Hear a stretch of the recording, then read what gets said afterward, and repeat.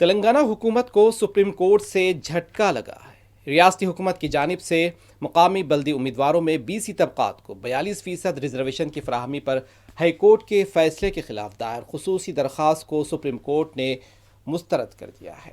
یہ درخواست ریاستی ہائی کورٹ کی جانب سے GO نمبر 9/26 ستمبر 2025 پر عائد عبوری حکم التوا کے خلاف دائر کی گئی تھی۔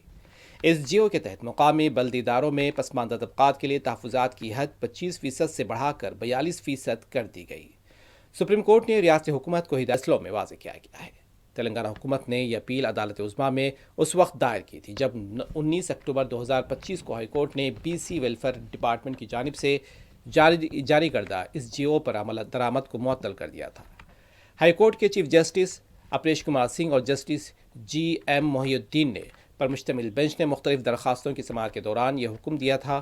ہائی کورٹ کے فیصلے کے بعد تلنگانہ اسٹیٹ الیکشن کمیشن نے مقامی بلدی اداروں کے انتخابات کی تیاریوں کا عمل روک دیا تھا اور عدالتی رہنمائی کا انتظار کر رہا تھا۔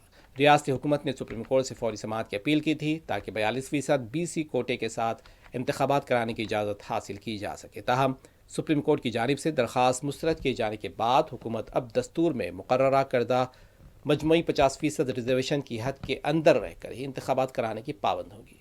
معاملے کی سماعت جسٹس وکرم ناتھ اور جسٹس سندیپ مہتا نے کی۔ تلنگانہ حکومت کے سروے کے اعداد شمار پر دی گئے دلائل کو بھی معزز عدالت کی بینچ نے مسترد کر دیا۔